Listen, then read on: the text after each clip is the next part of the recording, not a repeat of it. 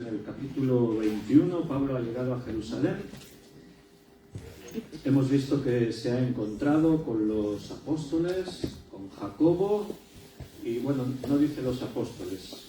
Probablemente de los apóstoles si hay alguno por ahí, pero dice Jacobo y los ancianos.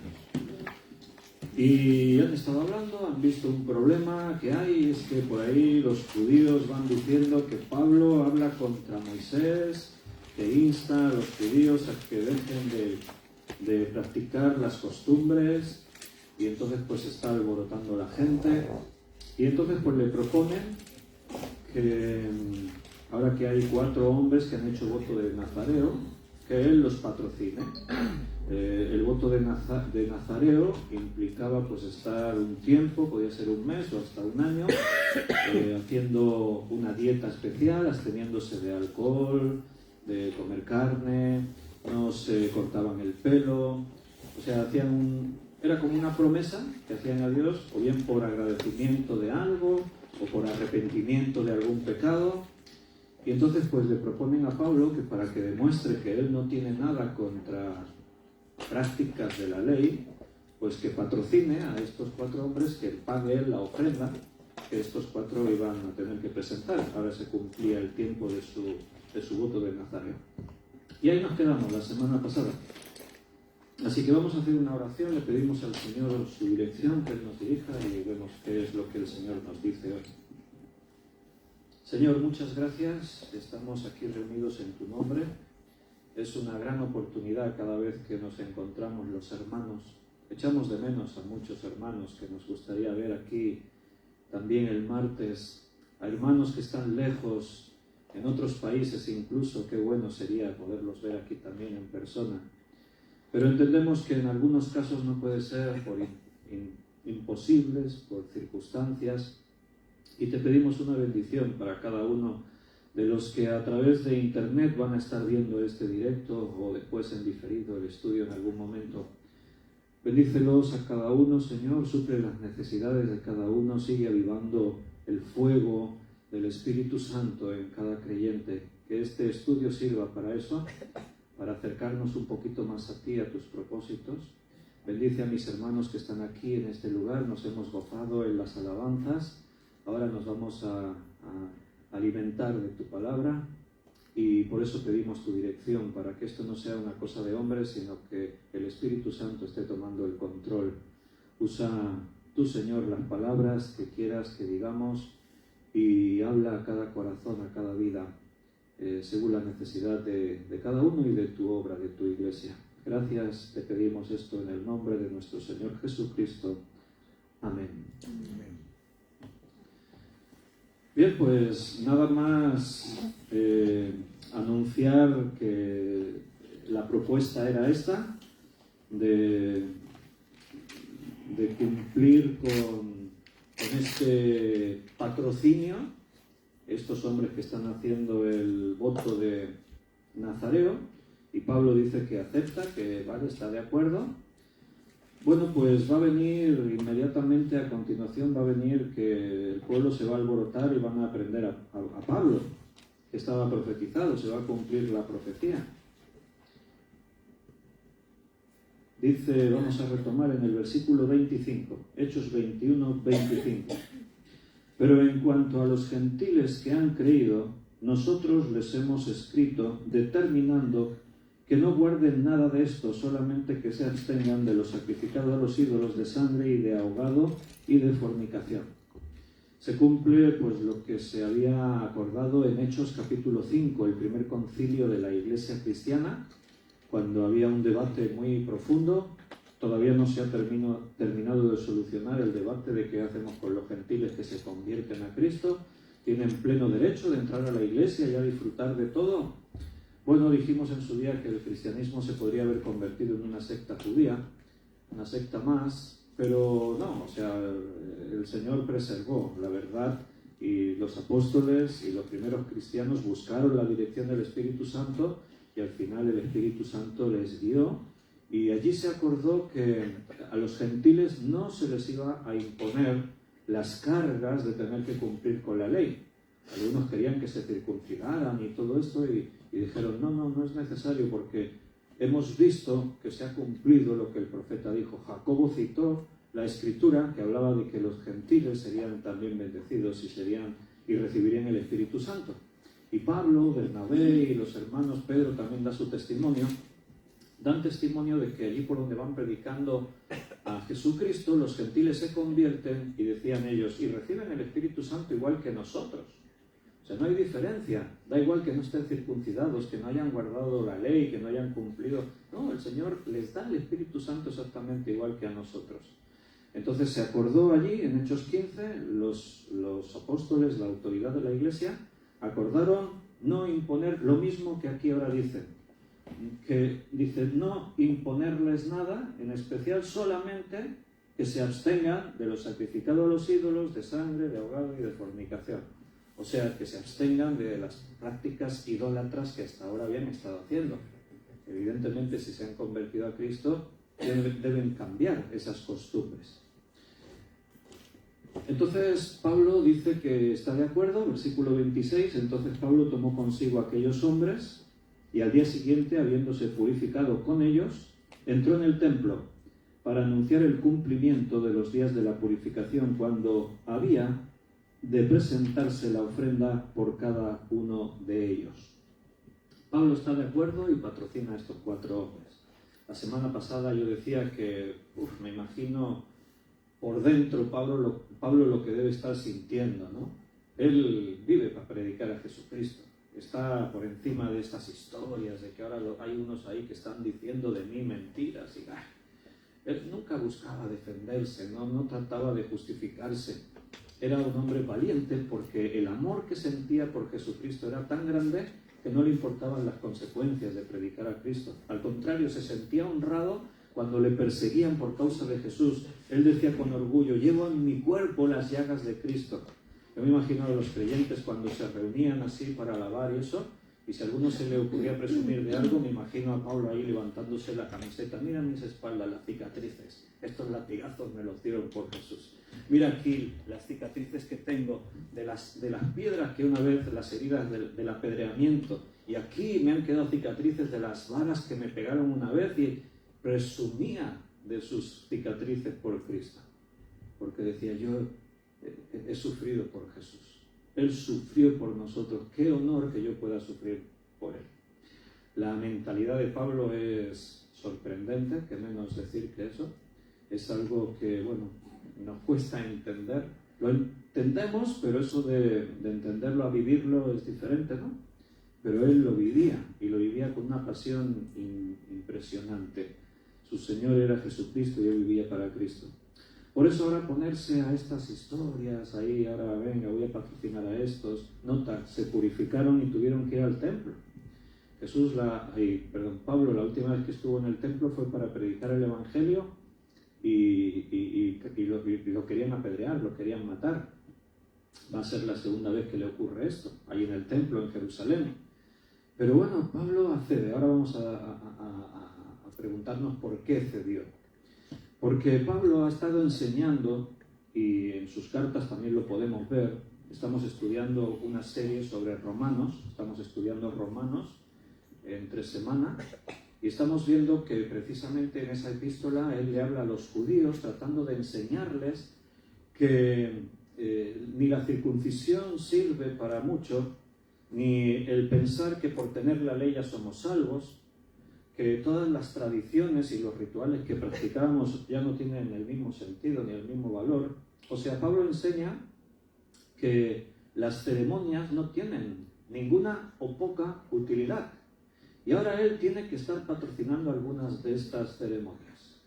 ¿Por qué cede Pablo? ¿Por qué está dispuesto a pasar por donde le han sugerido los otros hermanos? ¿Se puede ceder? Podríamos ceder a decir, bueno, esto no es lo ideal, pero bueno, está bien. Vamos a participar. Vamos a estar. Yo siempre como iglesia hemos intentado fomentar la unidad entre todas las iglesias.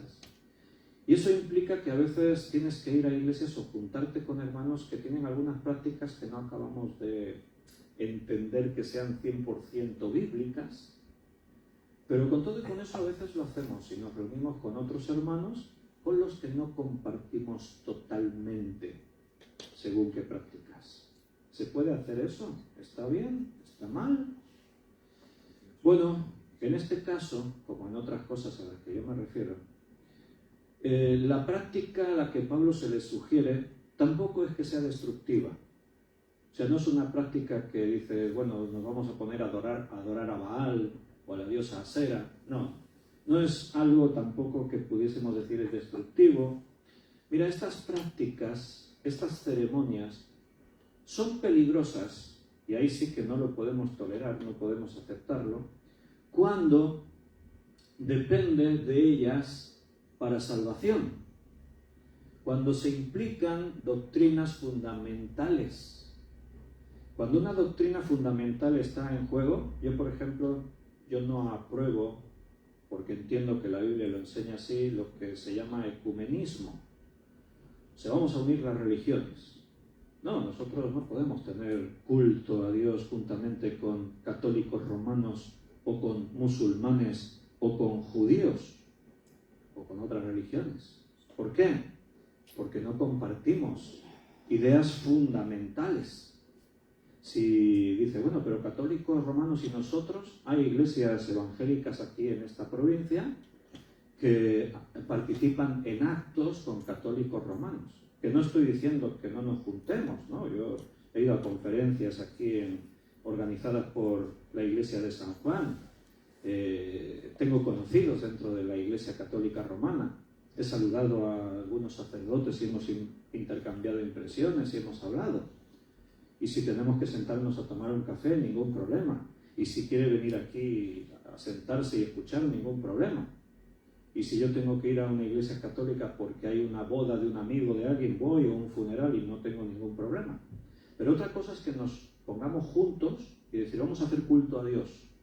No, porque entramos en un conflicto. Si en el culto a Dios que estamos haciendo el sacerdote levanta una oración a María, yo no puedo participar en eso. Porque el culto no es a María, es a Dios. María no es intercesora entre Dios y los hombres. La Biblia dice que no hay otro nombre bajo el cielo dado a los hombres en que podamos ser salvos. La Biblia dice que Cristo solamente Él es el camino, la verdad y la vida. Nadie va al Padre si no es por Él. No podemos aceptar el título que se le da a María como Madre de Dios. No, era Madre de Jesús, hombre, no Madre de Dios. Dios no tiene madre. Dios existe desde siempre, es el principio, no hay nadie antes que Él. Tampoco podemos aceptar que se diga que María era la reina de los apóstoles. En fin, podría estar haciendo una lista larguísima. Entonces, no podemos participar, hacer un culto con los musulmanes. Ellos niegan a Jesucristo como Señor, como Dios. No podemos hacer culto con los judíos. Ellos niegan a Jesucristo como Señor. Entonces, eso es una cosa. Y otra cosa es que yo me junte con unos hermanos míos evangélicos y ahí se pongan a hacer en el culto alguna práctica que yo no comparto. Que yo entiendo que la Biblia no enseña eso. Pero la Biblia también nos ha enseñado a ser tolerantes, a tener paciencia o a ceder terreno con aquellos que pensamos que son más inmaduros y no entienden de la misma forma las Escrituras. Y por amor a los más débiles, Pablo decía en la carta a los Corintios, si estás delante de ellos y para él es un problema comer de lo sacrificado a los ídolos, no lo comas, porque le causas un problema a tu hermano. Y habla de ellos como los débiles. Por amor a los más débiles, no lo comas. Y tú en tu casa, cuando no te vea nadie, si para ti no es un cargo de conciencia y no te genera ningún problema haber comprado en la carnicería si lo sacrificaron a los ídolos o no, y para ti no es un problema, no pasa nada, cómelo. El problema es de conciencia, no es en realidad de lo que estás haciendo.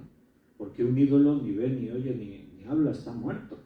¿Qué más da que el carnicero haya sacrificado eso al ídolo o haya estado preparando la carne mientras veía una película pornográfica? Pues dará igual. Tú compras la carne en la carnicería y te la comes sin pensar en ninguna trascendencia espiritual. ¿Por qué Pablo cede en esto? Bueno, vimos un poquito antes en Hechos que él mismo había hecho un voto de Nazareo. O sea, por alguna causa que no termina la Escritura de decirnos, Él está agradecido a Dios o hace algo para el Señor y hace un voto. Quizás para dar testimonio, acercarse también a los hermanos judíos y tender manos. Porque Él va a explicar el por qué hace esto. Ahora lo vamos a leer en la primera carta a los Corintios. Él lo explica, el por qué cedió a esto y por qué a veces hizo algunas de estas cosas. Pero hay que partir de este punto. ¿Puedo hacer esto? Es una costumbre que en mi iglesia han hecho siempre. Bueno, si no es una cuestión que tenga que ver con doctrinas fundamentales, si no tiene que ver con la salvación, es que si no lo hago no me salvo, ¿no? Entonces hay que enseñarle, no es así, no te salvas por hacer este ritual o hacer el otro. La salvación es por la fe. ¿Qué es lo que Pablo hace en Romanos? Él enseña que no sois salvos porque sois descendientes de Abraham. No sois salvos porque os hayáis circuncidado. No sois salvos porque seáis poseedores de la ley. No, es por fe. Y Pablo lo explica con argumentos. Porque, ¿por qué se salvó Abraham? ¿Por circuncidarse? ¿Por guardar la ley? No. Antes de que la ley estuviese escrita, antes de que se circuncidara, dice la Escritura, y creyó Abraham a Dios y le fue contado por justicia. Es una cuestión de fe. No tiene que ver. Además, Abraham no era descendiente de Abraham. Por ser descendiente de Abraham no es que uno se salve. Los que vivieron antes de Abraham, ¿entonces qué? O personas como los que eran de otras naciones y se convirtieron en prosélitos, tampoco eran descendientes, pero creyeron y Dios los aceptó dentro del pueblo. Entonces Pablo enseñaba eso. En cuanto a la fe no se puede permitir. Yo me imagino aquí que si le hubiesen propuesto a Pablo, mira, haz esto, y así le mostramos a los judíos que tú no estás criticándoles, pero si hubiese sido algo que hubiese tenido que ver con la salvación, con la persona de Jesucristo, con algo así, Pablo no lo había aceptado, sin duda, vaya, pero rotundamente no. Pero aquí había una motivación detrás de su ceder. Él está dispuesto. Él dice, vale, de acuerdo, lo voy a hacer. Algunos han dicho que aquí Pablo se está comportando como un hipócrita, porque él enseña, por un lado, que las ceremonias no tienen utilidad y ahora está participando o apoyando a unos que están haciendo estas ceremonias. ¿Era Pablo un hipócrita? No. ¿Tienes una pregunta, Rafa? El mismo Pablo dice también, para los griegos me hace como griego, para los judíos como judío, para los no sé qué. Sí. Ahora vamos a leer algo así, en 1 Corintios. Rafa dice que Pablo había dicho, a los judíos me hago judío, a los griegos me hago griego, con el propósito de compartirles el Evangelio de Jesucristo. Bueno, tenemos que ver la motivación de Pablo para saber si es un hipócrita o no. Tenemos que saber qué es lo que le mueve a eso. No te olvides que Pablo encaró a Pedro, lo confrontó cara a cara, Pedro el apóstol, el que tenía las llaves. Pero a Pablo no le importó quién fuese Pedro. Lo enfrentó y le dijo, Pedro, eres un hipócrita y tu actitud es de condenar. Porque cuando no están los judíos, te sientas y comes con los gentiles y qué guay nos lo estamos pasando, aleluya, gloria a Dios. Pero cuando vienen los judíos, entonces le das la espalda a los gentiles y te vas con los judíos. Eres un hipócrita, Pedro. Y le dijo así, le habló duro a Pedro. Y Pedro no le guardó rencor, ni se enfadó. Después cuando Pedro escribe su carta, habla de Pablo y viene a decir, parafraseando, tenemos que tener muy en cuenta las cosas que escribe Pablo, algunas difíciles de entender, profundas. Dios lo usa con profundidad. ¿Por qué no se ofendió Pedro? Porque era verdad. Pedro se estaba comportando hipócritamente. Y el Señor ya trató con Pedro también en este tema, pero le costó un poco desprenderse de esa carga que venían arrastrando con el tema de los gentiles. Pero, ¿Pablo es aquí un hipócrita o qué? Bueno, mirad, lo explica en 1 Corintios capítulo 9, versículo 20. 1 Corintios 9, 20. Me he hecho a los judíos como judío para ganar a los judíos.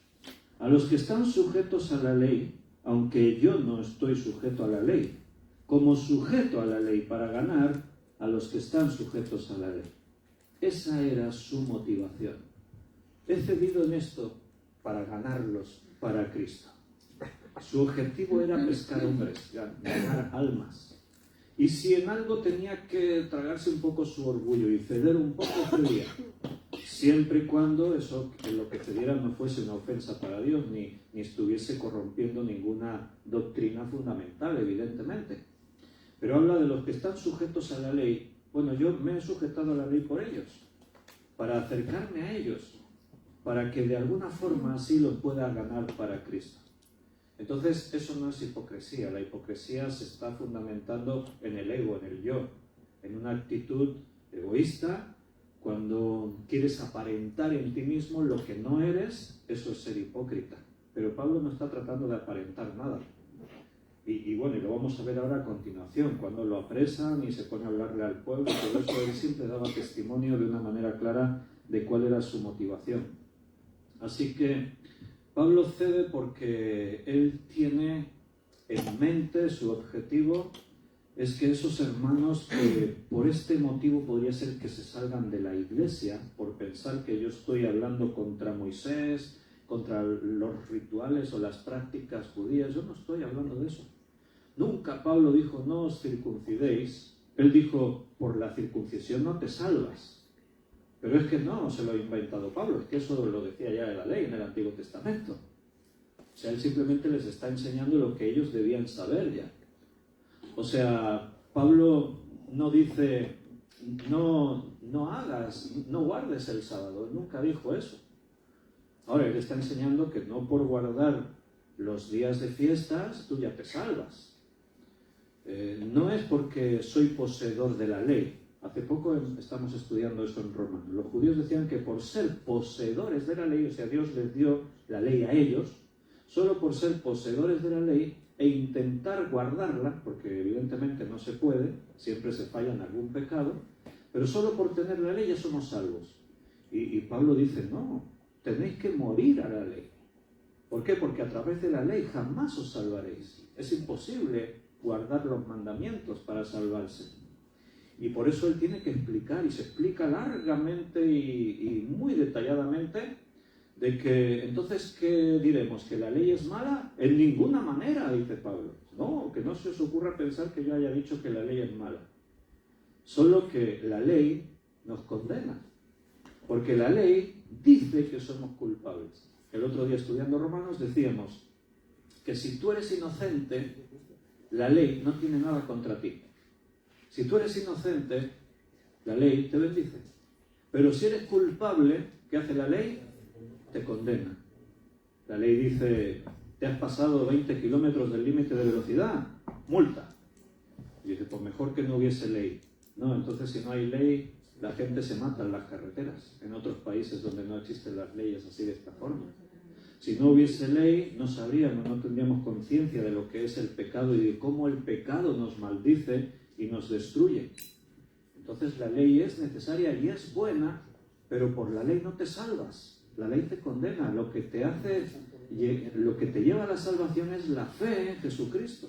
Y ese es el argumento de Pablo, pero los judíos, en su postura religiosa, así fanática, pues no entendían y pensaban que Pablo está yendo contra todo lo que somos y lo que ha significado nuestra vida, todas nuestras tradiciones. Pablo las intenta desprestigiar, pero no nos olvidemos que antes de Pablo acusaron a Jesús de eso y odiaron a Jesús tanto que lo mataron en la cruz. El odio hacia Pablo es tanto que también lo quieren matar. Y Pablo está contento de que lo odien tanto como a Jesús. Cuando la gente te desprecie por ser cristiano, tendrías que estar contento, porque quiere decir que estás en el buen camino. Cuando el mundo premia a los cristianos, es que algo están haciendo mal.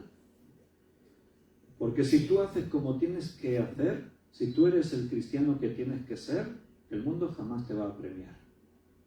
El mundo se ofenderá cuando tú les muestres el Evangelio en tu vida. Cuando les demuestres lo que dice la palabra de Dios, el mundo te va a mirar mal. ¿Por qué? Porque los expones. El Evangelio es agresivo contra la gente. Habla de sus pecados, habla de donde fallan, les dice tienen que arrepentirte. El mundo trata de elevar la autoestima. La Biblia viene y te dice, eres un pecador, humíllate delante de Dios, coge tu autoestima y la tira al suelo y aún después va y la pisotea. ¿Por qué es necesario que tú te sientas humillado delante de Dios para que el Señor después pueda exaltarte? Así dice la palabra, humillaos bajo la poderosa mano de Dios para que Él os exalte cuando fuera el tiempo. Ahora no es el tiempo de que seamos exaltados, levantados. Ahora es el Señor el que tiene que ser exaltado y levantado en nosotros mismos. Pero no todo el mundo entiende eso. A veces las autoridades de este mundo hacen un reconocimiento al pastor tal, a la iglesia tal, y hasta le dan premios. A veces se hacen entrega de estos premios. Sabéis que en el mundo del cine están los Oscars de Hollywood, ¿no? En el mundo de la música están los Grammy. Los premios así más importantes de la música son Grammys. A veces, en la entrega de los Grammys se ha premiado con un Grammy a un cantante cristiano. Bueno, pues cuando se premia a un cantante cristiano es porque algo no está haciendo bien.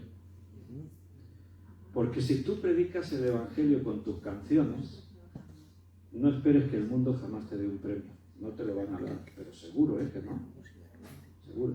Si tú cantas en tus canciones que Cristo derramó su sangre para limpiar tus pecados y que tú eres pecador y que tienes que arrepentirte y tienes que creer en Él, si tú cantas eso, el mundo no te va a premiar jamás en la vida, pero seguro que no.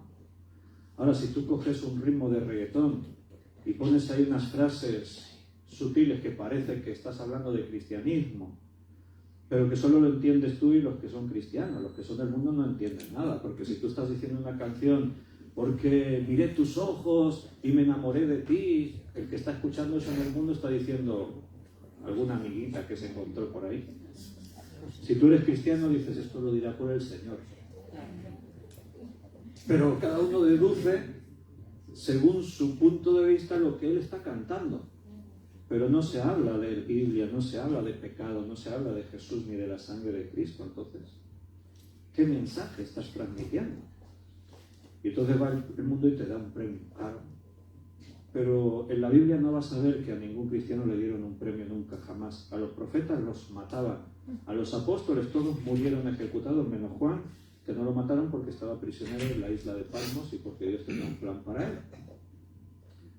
El mundo mata o persigue o menosprecia o desecha a los que realmente son siervos de Dios. Y esto lo dijo Jesús, no me lo estoy inventando yo. Dios me libre de inventarme cosas así. Jesús dijo, si a mí me han aborrecido, a vosotros os aborrecerán. No es normal que a Jesús lo aborrezcan y que a ti el mundo te dé una palmada en la espalda y te diga, ¡ah, qué bueno que eres! ¡Qué buena persona! ¡Qué fantástica la obra que haces! ¡Qué maravilloso! A veces hay reconocimientos a la obra social de la Iglesia. Alguno dirá, ¿y eso es malo que nos reconozcan obra social? Si te reconocen obra social solamente eso, es porque a lo mejor te has quedado a medias. Porque obra social sin estar acompañada de predicación del Evangelio, no hemos arreglado nada. ¿Qué hemos conseguido? Que la gente coma y estén tranquilos, pero que se mueran y se vayan al infierno.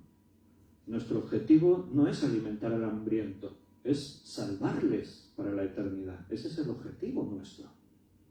Si para llegar a predicar el Evangelio le tengo primero que dar de comer, le doy de comer, obra social. Pero que no me quede ahí, tengo que dar un paso más. Le doy de comer y entonces, ahora que has comido, espérate que te voy a explicar. Y le predicas el Evangelio. Y algunos se ofenderán y ya no vendrán más a cogerte comida. Y las autoridades dirán, no, tú no puedes distribuir comida si es para hacer proselitismo. Por eso nosotros como iglesia no estamos incluidos dentro de los bancos de alimentos, porque si tú estás dentro de un banco de alimentos te prohíben que prediques el Evangelio a la gente que le das alimentos. Entonces no podemos estar ahí. Porque si yo me encuentro con una persona que tiene necesidades y le doy de comer, yo sé que la necesidad más grande que tiene al final no es ni siquiera el alimento ni el trabajo, ni... No, es que no conoce a Cristo y le tengo que predicar a Cristo, no me puedo quedar callado. Entonces, si la ley dice, no, si tú quieres entrar al banco de alimentos, te comprometes allí en un formulario, como iglesia, a no hacer proselitismo, así lo dicen ellos. Y yo no puedo firmar eso, yo le voy a predicar el Evangelio a cualquier persona con la que me encuentre. Entonces, la iglesia no va a ser nunca popular. En el mundo somos raros. ¿Sabéis por qué? Porque no somos de este mundo. El mundo nos ve de una manera distinta.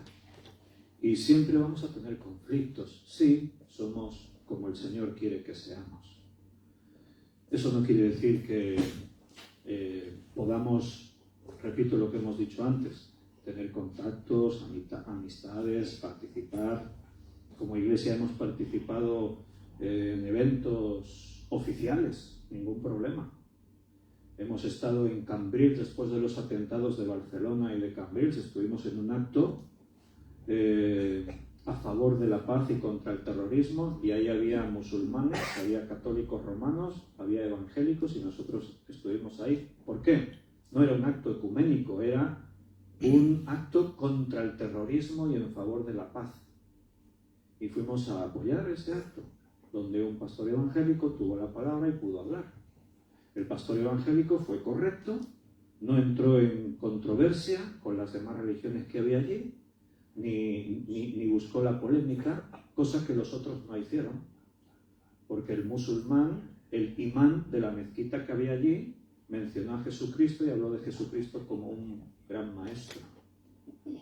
Entonces nosotros tenemos que haber hablado de Mahoma como un falso profeta en ese acto.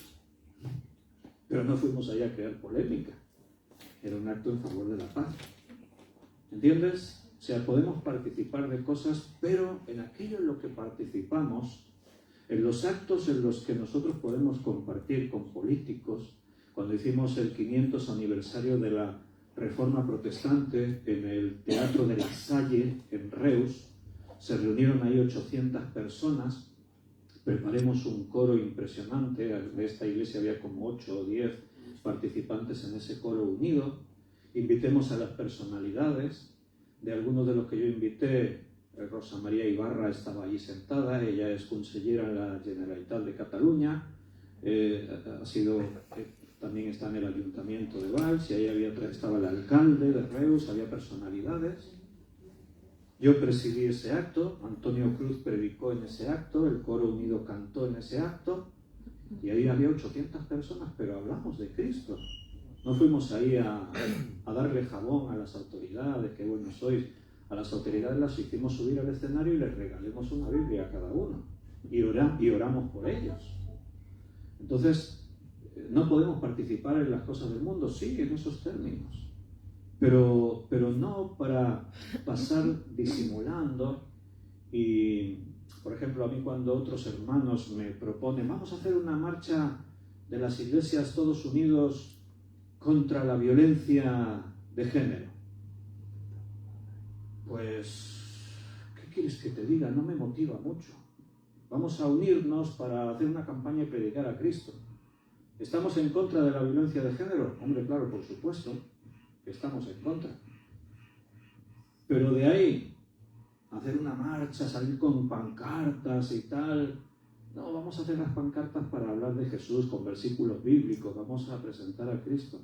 Pero claro, eso no es igual de popular. Si haces una marcha contra esto, contra el otro, contra las cosas que están de moda, entonces sí.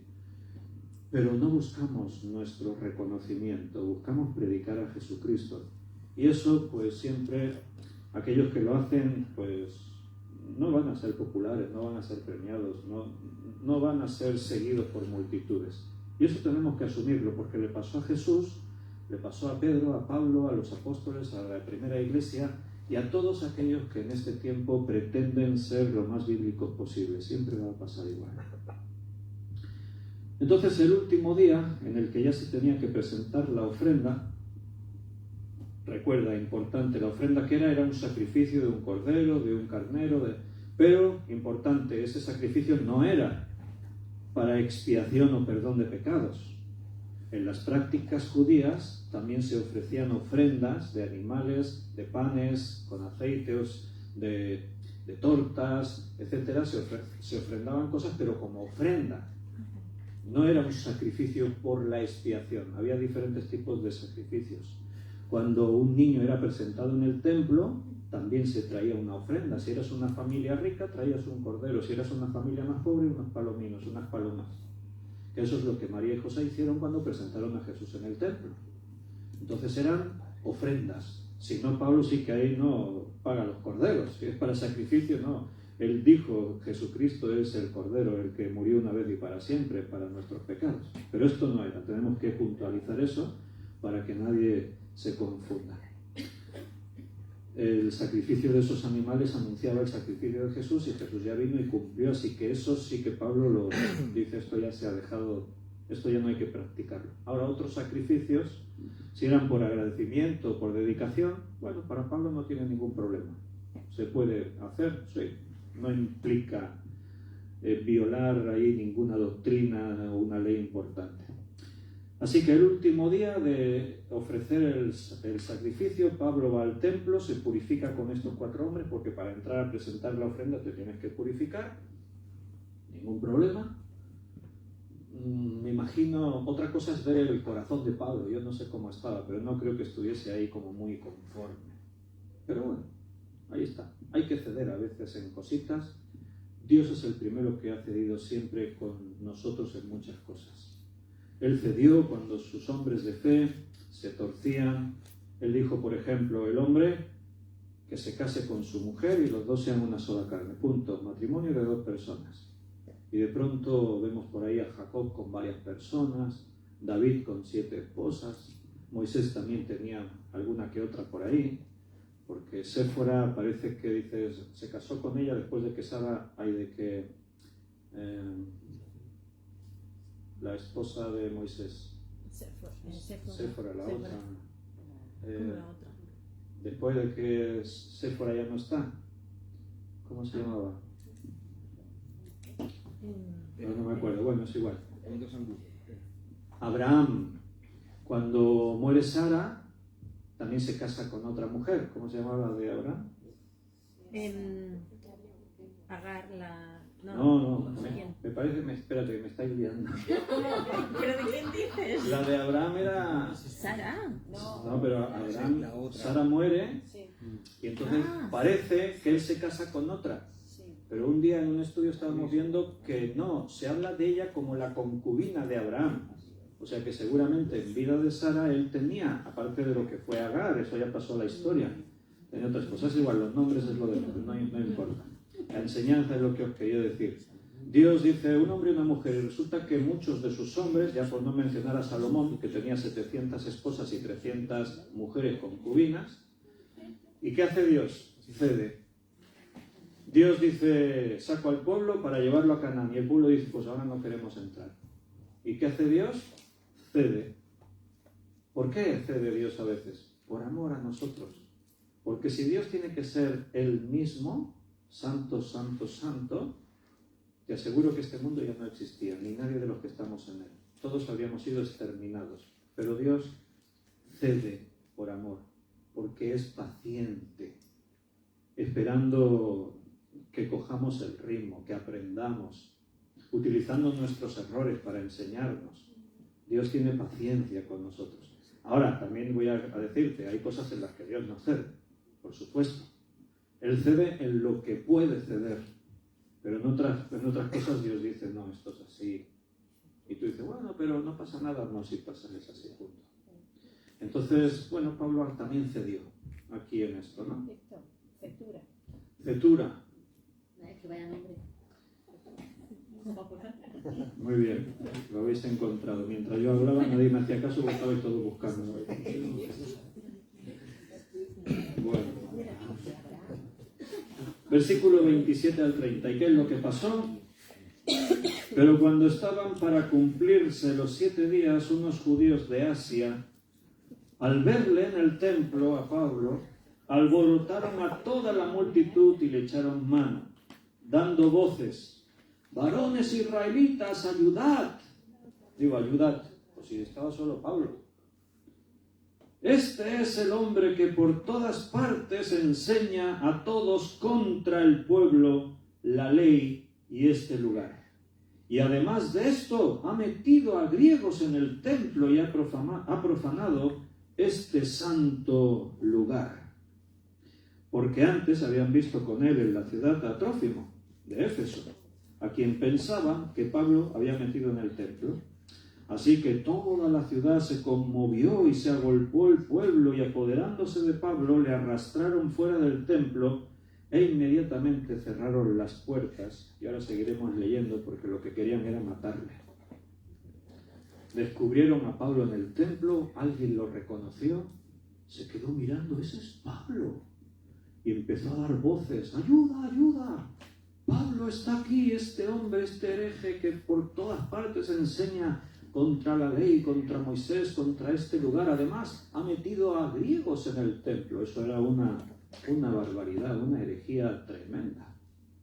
Le acusan de 4 cosas. Una era esta, que no era leal a su propio pueblo. Otra, que proclamaba que no se debía guardar la ley de Moisés. Otra de las cosas que le acusaban es que predicaba que los cristianos no tenían que guardar las fiestas en Jerusalén y las ceremonias del templo. Y la cuarta cosa de la que le acusaban, que yo creo que es la que provocó más la reacción de la gente, es que metía en el templo a escondidas a griegos y de esa forma se profanaba el templo. Y eso era una falsa acusación, como hemos leído ahí. O sea, llegaron a la deducción de que él metía a griegos al templo porque le vieron paseando por la ciudad de Jerusalén a Pablo con Trófimo, que era un griego, era de la ciudad de... Y por verles por la calle ya dijeron, lo ha metido en el templo, ha profanado el templo. Una falsa acusación. En el templo original hoy en día no queda nada, solamente está un pedazo de muro, se conoce como el Muro de las Lamentaciones, y hay una gran explanada, donde se conoce como la explanada de las mezquitas, y en esa explanada, ahí estaban parte de los atrios, de algunas de las partes del templo, ahí estaba el atrio de los gentiles, porque en el templo había un atrio exterior, un atrio era pues como un espacio abierto, como un patio, una plaza, algo así. Y el atrio de los gentiles, como dice el nombre, era el único lugar al que se le permitía que los gentiles pudiesen venir. Era el atrio más exterior. Ahí se permitía que llegasen los gentiles. Pero a partir de ahí, hasta más adentro, prohibido. Totalmente prohibido.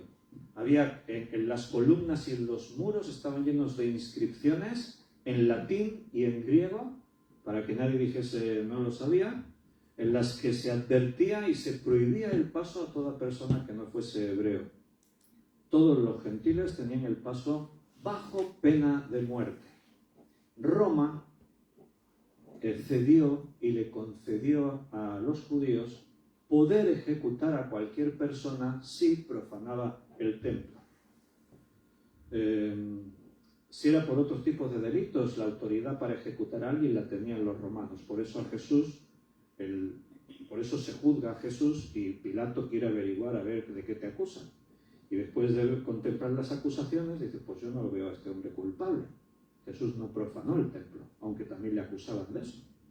Allí en Mateo 26, 61, una de las acusaciones era esta, ha profanado el templo, porque él dijo que lo destruirían y que en 3 días él lo reconstruiría. Y lo acusaban de profanación del templo por eso que dijo. Entonces... por todas partes había inscripciones, prohibida la entrada bajo pena de muerte, y si pillaban a un gentil dentro del templo lo ejecutaban. Era una profanación, algo que va en contra de lo que la Escritura dice, porque la palabra de Dios muestra que Él es accesible a cualquier persona, y cualquier persona se puede acercar a Dios, sea de la raza que sea, del pueblo que sea, da igual. Y el templo tenía que representar el corazón de Dios. Un lugar abierto para cualquier persona que se quisiese acercar por fe a Dios, pero no, era todo lo contrario. A algunos apóstoles y a Esteban le acusaron de eso. Aquí mismo en Hechos, cuando vimos el juicio que se hizo contra Esteban, en el capítulo 6, versículo 13,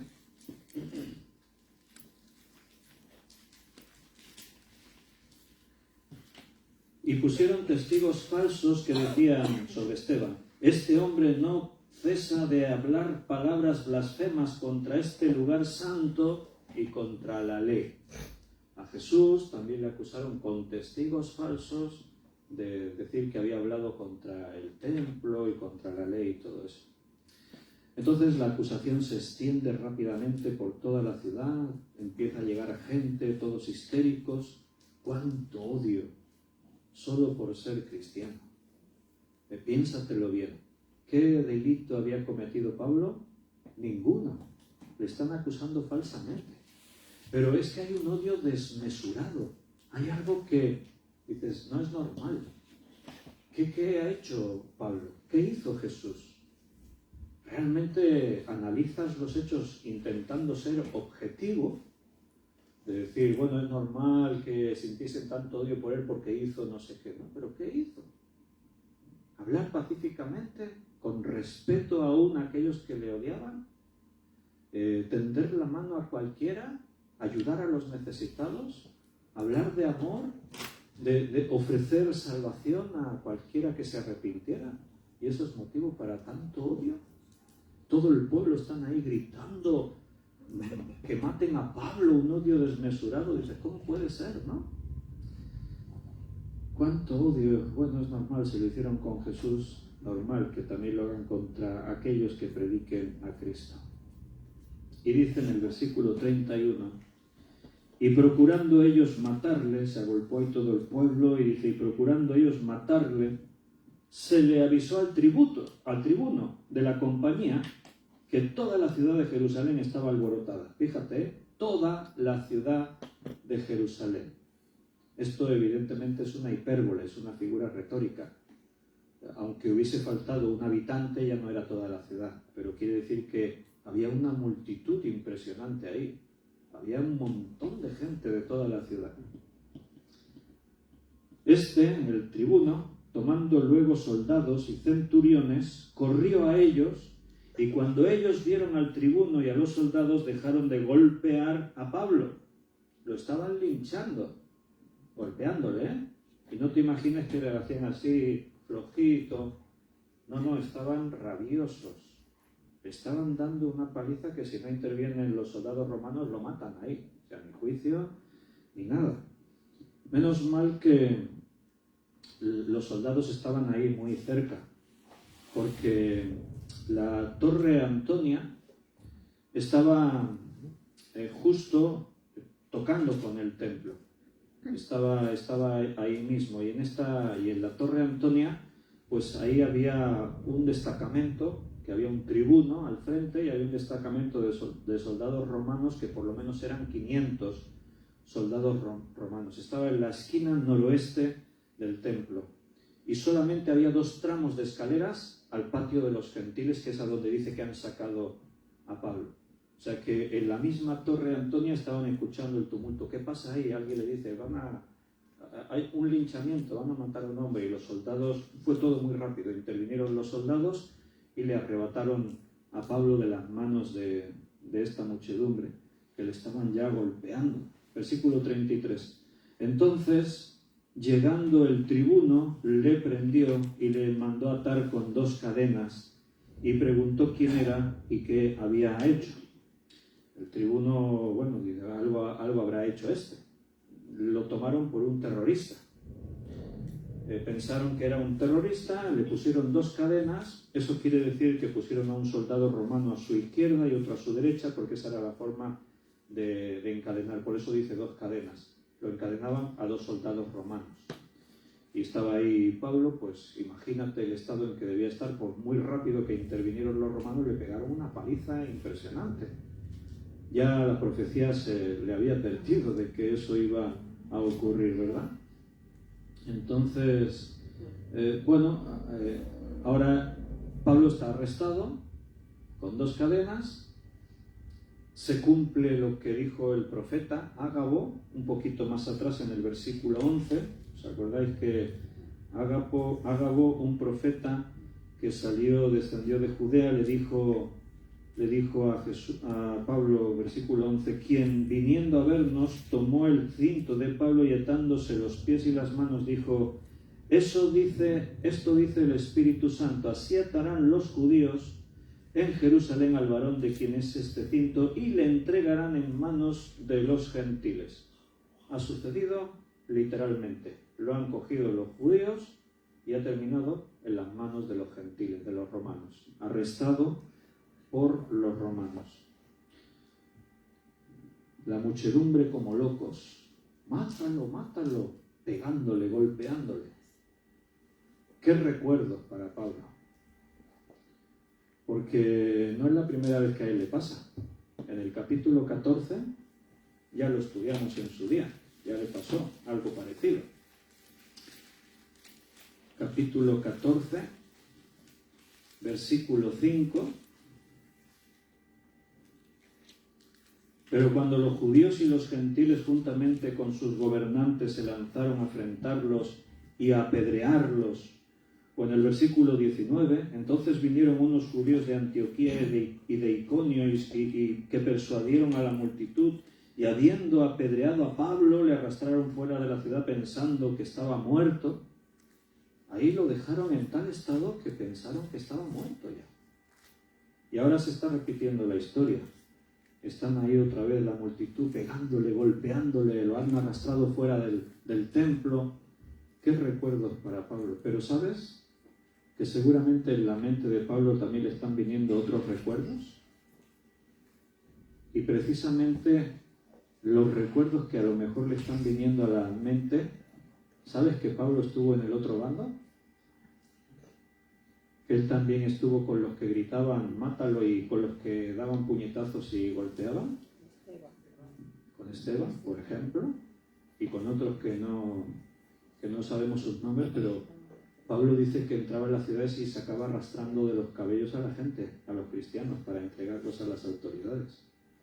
Cuando se convirtió Pablo y los creyentes, los primeros creyentes dijeron, tenemos en casa a Saulo de Tarso que se ha convertido en cristianos, le temblaban las piernas cuando oían eso. ¿Qué dices? ¿Estáis locos? ¿Habéis metido en vuestra casa a Saulo? Ese que persigue a la iglesia, era famoso. Hechos, aquí mismo en Hechos capítulo 7, versículo 54. Oyendo estas cosas se enfurecían en sus corazones y crujían los dientes contra Esteban.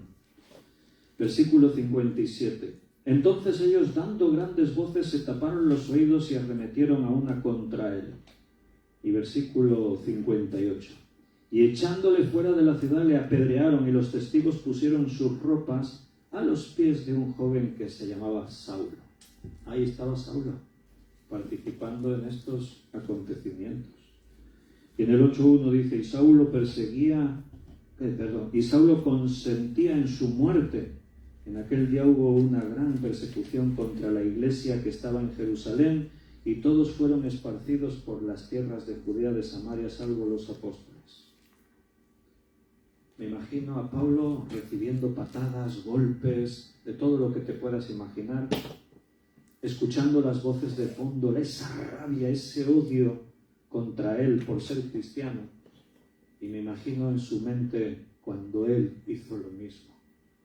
Seguro que se acordó más de una vez de estas que le pasó esto, de que él un día estuvo en el otro bando. Por eso, él tiene una compasión inmensa aún con aquellos que le están maltratando y están actuando así. Porque mira lo que ocurre y qué interesante. Versículo 37. No, espera, hemos parado de leer en el 33, leemos 34. Pero entre la multitud unos gritaban una cosa y otros otra, y como no podía el tribuno entender nada, de cierto, a causa del alboroto, le mandó llevar a la fortaleza. Al llegar a las gradas, aconteció que era llevado en peso por 2 soldados a causa de la violencia de la multitud. O sea, Pablo no tenía fuerza para subir las escaleras. Lo estaban llevando en volandas los soldados. Lo dejaron apaleado, mal herido. O sea, se quedó a causa de la violencia.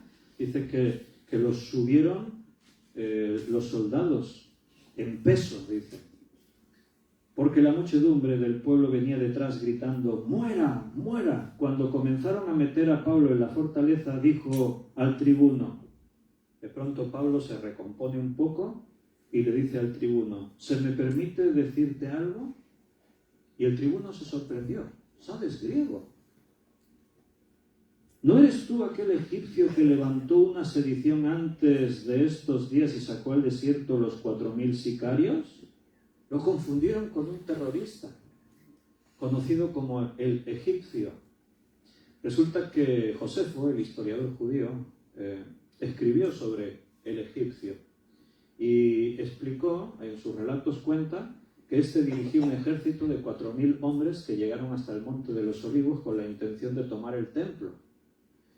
Pero fue dispersado el ejército por los romanos intervinieron y el egipcio huyó, según el relato del historiador Josefo. Por eso ahora pensaban que hemos atrapado al egipcio, resulta que era Pablo. Y cuando el tribuno lo apresa, piensa que es un terrorista. Y cuando de pronto Pablo habla, claro, no encaja en el perfil de un terrorista. Este era un tipo rudo, hubiese hablado mal, hubiese insultado, había estado ahí diciendo cualquier cosa para defenderse, no era grosero, sino que de pronto con mucha educación, disculpe, señor tribuno, ¿puedo hablar con usted? En perfecto griego. Y el tribuno se sorprende. Ahí va, ¿no eres tú el egipcio este que capitaneó a 4000 hombres? No, dice Pablo, yo de cierto soy un hombre judío de Tarso, ciudadano de una ciudad no insignificante de Cilicia, pero te ruego que me permitas hablar al pueblo. ¿Sabes por qué quiere hablar al pueblo, Pablo? Para defenderse, ¿no? Para predicarles el Evangelio. No hay quien entienda a este tipo, a Pablo. Le acaban de dar una paliza, si no llegan los romanos ya estaría muerto. Y él está pensando, déjame que hable con el pueblo, les tengo que predicar a Cristo. Por eso digo, posiblemente él se está acordando cuando él estuvo en el otro lado, cuando él crujía los dientes de rabia contra Esteban y contra los cristianos. Y él está pensando, ahí hay gente que están ahí porque no saben, nunca les han predicado, tengo que predicarles. Lo vamos a ver eso el próximo día, en el capítulo 22 está su discurso. Pero él está pensando en esto. Está pensando, tengo que hablarles. ¿Sabes que algunos que no creen que la Biblia sea la palabra de Dios piensan que estos relatos son fabricados? Porque no entienden, no pueden entender cómo un hombre, en las circunstancias de Pablo, que le acaban de apalear, que no ha podido subir las escaleras, la han tenido que subir los romanos en alto, y una vez que se recompone un poco, lo primero que piensa es déjame que hable con la multitud, pero no para defenderse, para predicarles, porque la defensa con que sea delante del tribuno es suficiente, es el que tiene la autoridad. Si el tribuno lo libera, le pone escolta, lo protege y el pueblo ya no le va a hacer nada, pero él no quiere defenderse, él quiere predicarles a Jesucristo. Por eso los que no creen en la Biblia dicen, no, estas historias son fabricados, esto no es normal, nadie haría eso así. Nadie haría eso de esa manera. Hablar ahora con tanta claridad y tranquilidad, claro, porque no entienden que la motivación de Pablo era Jesucristo. Dios le ha advertido, te va a pasar esto, y el Espíritu Santo le va a dar la fuerza para que él pueda predicar. Y el tribuno se lo permitió. Y cuando, versículo 40, y cuando él se lo permitió, Pablo, estando en pie en las gradas, hizo señal con la mano al pueblo, porque estaban todos allí gritando, que muera, y hecho gran silencio, habló en lengua hebrea, diciendo. O sea, ahí estaban todos, ¿no? Y sale Pablo allí arriba de las escaleras, 2 tramos de escaleras, y Pablo aparece allí y les hace así una seña con la mano. Estaban todos allí, y claro, y por sorpresa ven allá Pablo, liberado de las cadenas, en lo alto de la escalera, con los soldados allí escoltándole, y va a hablar. Se callaron todos, se quedaron todos atentos a ver qué nos va a decir. Esperaría que su discurso calmara a la multitud, el tribuno, ¿no? Pensaría, bueno, ahora los calmará. Pasó todo lo contrario, ya lo veremos el próximo día. Pero la escena no tiene desperdicio, les manda que se callen, la gente se calla y les habla en hebreo. Ya no habla en griego. Ahora ya no es que me entienda bien el tribuno para que me libere. No, les habla en hebreo porque quiere que entiendan todos el mensaje que les quiere decir. Que veremos el próximo día porque hoy se nos ha cumplido el tiempo. Pero ese es Pablo, un hombre que vivía por y para Cristo y que su mayor objetivo era predicar a Jesucristo. Bueno, no sé, yo quiero ser como Pablo, pero creo que estamos bastante lejos. Tenemos que seguir esforzándonos. La palabra de Dios nos va a seguir cambiando. Nos despedimos de los hermanos que están en internet. Un abrazo muy fuerte y mañana miércoles, si Dios quiere, a las 8 volvemos a otro directo para seguir estudiando la Biblia. Y los que estamos aquí, pues nos tomaremos